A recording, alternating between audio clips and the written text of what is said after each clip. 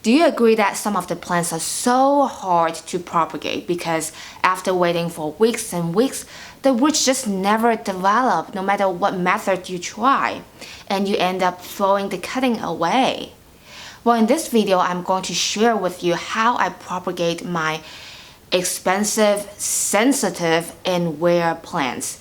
This method ensures my propagation success rate to 100%. And I'm going to show you weekly updates on that specific plant in this video.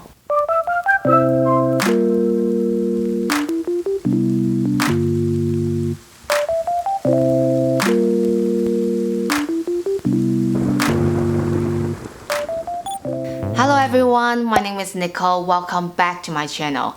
If you're new here, thanks for stopping by. This channel is all about houseplants, plant shopping, plant care tips, and any other planty stuff. So, if you're looking for a channel like this, make sure you subscribe. Hit the subscribe button down below and also the bell notification right next to it so that you will get notified whenever I have new videos up. Overall, there are multiple propagation methods. I think the two most common ones are water propagation and soil propagation. So basically, after you make a cut, just stick it into water or into soil. Some people also put their cutting into sphagnum moss, perlite, leca, or other medium to propagate. I don't know if I'm the first one came up with this method, but on YouTube I haven't seen anyone using it, and I also combined some of the tricks that I learned from gardening into this propagation method. This is actually my second time to film this video. The first time I filmed it was 2 weeks ago. So in this video I might include some previous footage that I filmed a couple of weeks ago, and I will provide the weekly updates. Enough introduction, so let's get our hands dirty, and I want to propagate one of my plants in front of you guys. So this is my philodendron horsehead. It's quite tall right now, and I want to make some cuttings and possibly sell those cuttings. Philodendron horsehead is not very rare plants, but I want to use it as an example today. This is my philodendron horsehead. And if we come closer, here is the node. If we move up, this is another node. But as you can see, the node color is more brown. If we keep moving up, this is another node. And you see the aerial root is more green color. And if we keep moving up, there is another node, and the aerial root is greener. And if we keep moving up, here is a new leaf going to unfurl. You don't want to make a cut here even though this node and aerial root is fresh, because it's very easy for the new leaf turn brown. So we always find one node with a mature leaf. So this node has one mature leaf and one new leaf. So we are going to propagate, we're going to make a cut here.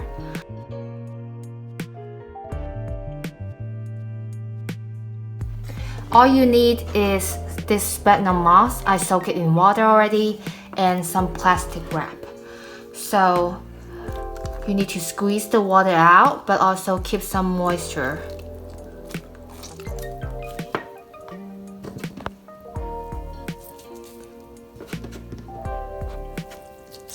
Okay, now we're gonna put the sphagnum moss to the aerial root area.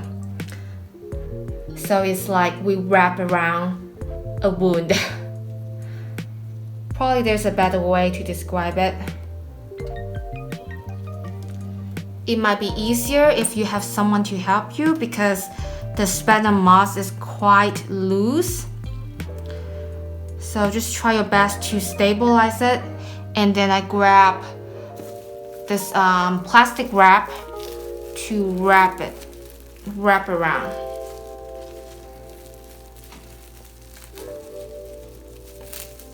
Do you guys still remember how long those aerial roots are? I will show it to you in a week. Just like that. Okay, let's check the progress. So this has been a week and I'm going to unwrap it and I want to check how's the aerial root. So the sphagnum moss is still moist. Very nice.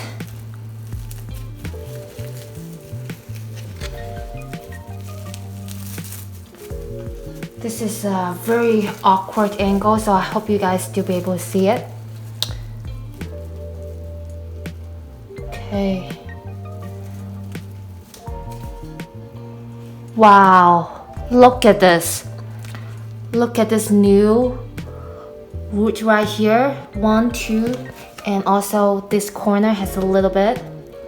So this only been a week. Oh, and here, look at this white stuff. It's very, very nice. I think this is pretty much ready for you to cut. So what you can do is you can cut it right now or you can wait for another week, but make sure you check in the middle of the week. Just give it some water and then wrap it. I think it has developed very nice root here, but I'm not going to cut it right now. I want it to grow more roots, so I will keep it in sphagnum moss for another week and I will update you guys the new progress. Alright, this is 2 weeks after I put the sphagnum moss here, and you can already tell this little aerial roots are coming out. Can you see it? Like right here. Alright, so let's open it and see how the roots are looking. I know I'm going to make a mess, so... Wow. Wow. Oops. Okay. Okay. What do you guys think? This is so pretty. Let me zoom in a little bit. This one is quite long. This one, there are a few roots here. And this area. Can you guys tell? Probably it's very hard right here. And this one is a little root too. Now I'm ready to make a cut. I usually cut it 1 to 2 inches below the note here. And I will put it straight to leca or soil. I just took this Monstera adamsonii cutting out from the water. It's been in water for a little bit. And you can see right here, it has some jelly thing on the cut area. So it's basically rotting. In order to avoid that happen, you can, instead of cut the whole thing, you can cut halfway through. So the plant still get nutrition from the mother plant, but is adjusting to the new environment so that the cutting will not rot. Oh my God.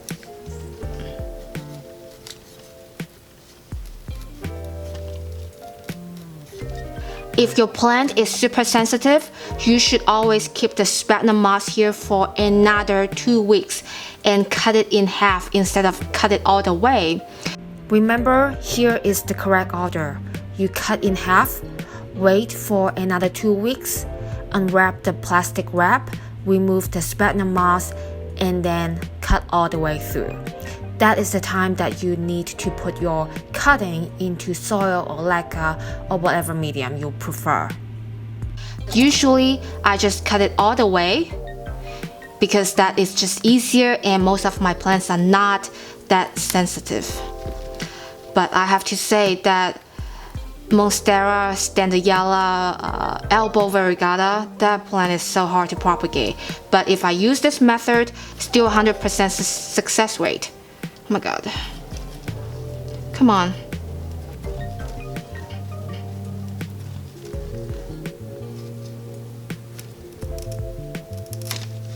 Okay.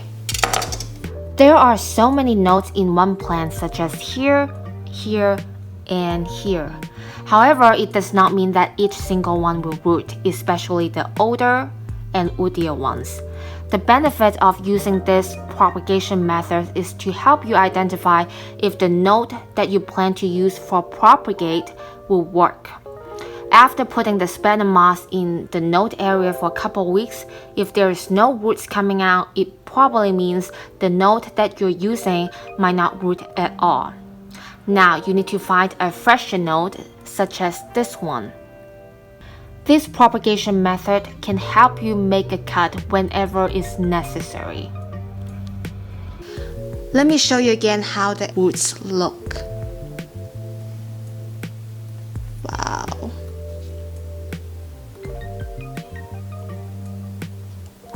This is nice and strong. So that's it. I can put it straight into soil and have the soil to cover this root area, and the new plant will survive. You can use this method to propagate most of your houseplants, such as Hoya, Syngonium, Philodendron, etc. But I do not recommend you use this method to propagate your Calathea because they just prefer the separation method. Or Peperomia is so easy to propagate it with a leaf cutting. Why do this, right? Since I already make this area so messy, I feel like why not just repotting with you guys? I just fill it up with a little bit potting mix. And then I put this cutting into the pot. And then I also want to give it some support because it's a philodendron. I want it to grow up instead of grow horizontally. So I'll put a bamboo stick here, put it here, and then put some soil on the top.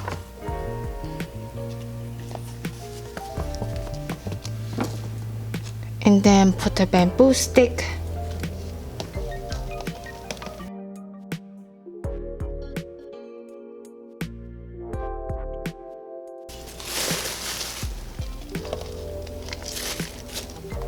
Give it a little press. To stabilize it, I usually like to use this gardening twine. Just cut a little piece. And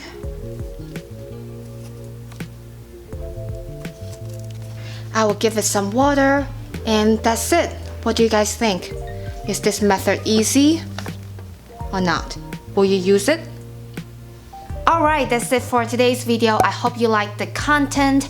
This method is so easy and I like to use it to propagate some of my rare and expensive plants, especially I plan to resell them. Yeah, just give it a shot and let me know what you think about it. Alright, if you like this video, make sure to give me a thumbs up and subscribe to my channel. Hit the bell notification button so that you will not miss out any of my future videos. Such a long sentence. My name is Nicole. I will see you in my next one. Bye bye!